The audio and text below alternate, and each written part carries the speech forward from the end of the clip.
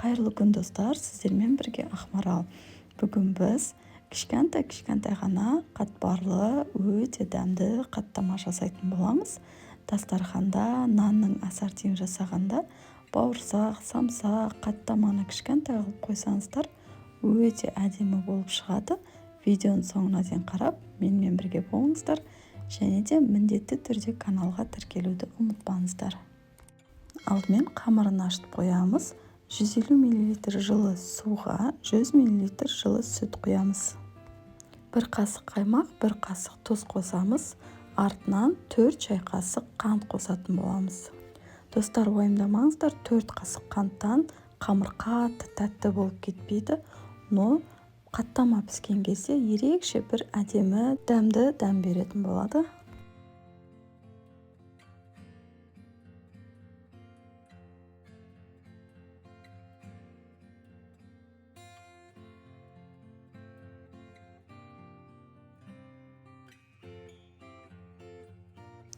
Жарты чайный ложка дрожь қосатын боламыз.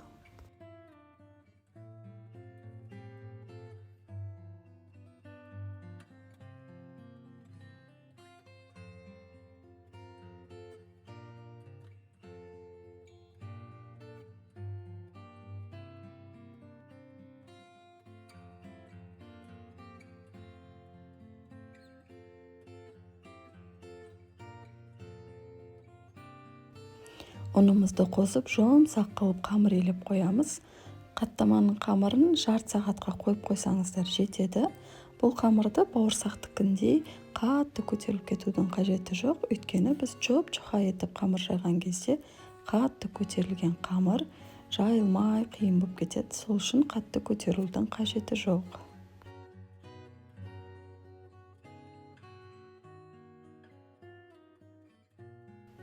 Дайын болған қамырымызды алып, бірнеше бөліктерге бөліп қоямыз.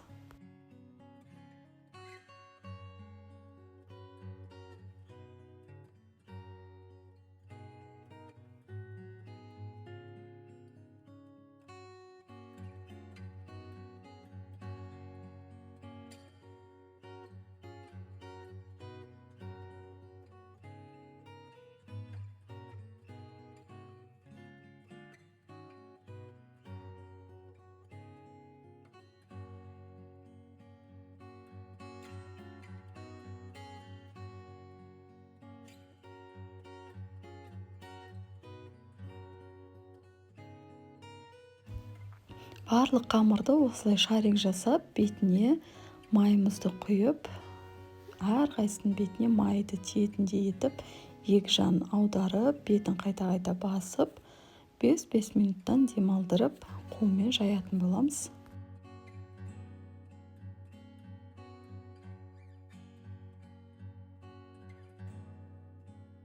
Дәл видеодағыдай жасасаңыздар өте оңай.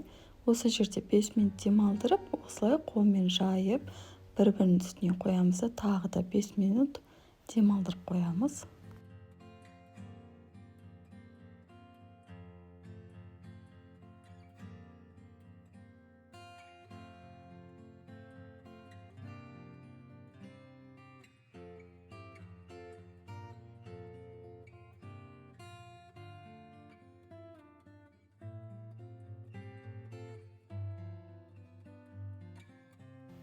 Қамырымызды алып, қолмен осылай жайып шығатын боламыз. Өте оңай әрі өте тез жайылып шығады. Арасына май жағудың қажеті жоқ, өйткені қамырдың өзі майланып, әдемі болып тұрады. Дәл видеодағыдай жасасаңыздар өте оңай.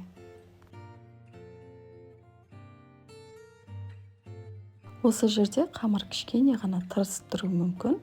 5 минут тұрған соң бұл өзі жұмсақ болып, әдемі болып шыға келеді.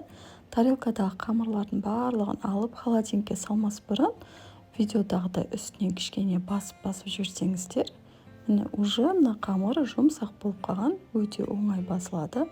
Холодильникке қоятын кезде бетін пищевая пленкамен жауып, жарты сағатқа қамырдың майын қатырып алатын боламыз. Мінекей жарты сағат холодильникте тұрған қамырымызды алып, әрқайсысын әдемі дөңгелек қылып жайып шығатын боламыз. Қатты жұқа қылып жіберудің қажеті жоқ.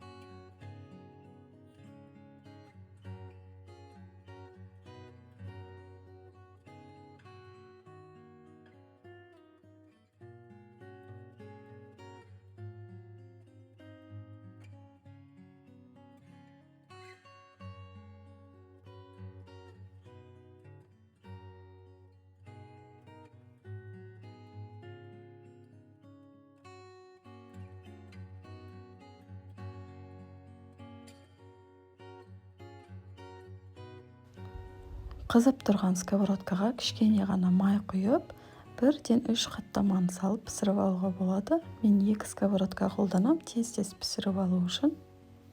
Газымызды орташа отта қойып қоямыз. Орташа болғанда қатты жай болып кетпесін, және де қатты болып кетпесін. Орташа қойсаңыздар, қаттаманың екі жанында біркелкі болып пісетін болады. Бір жанын пісіруге шамамен 1-1,5 минуттай кетеді. Екі жанын қайта 1-2 рет аударып пісіріп аламыз қаптаманы.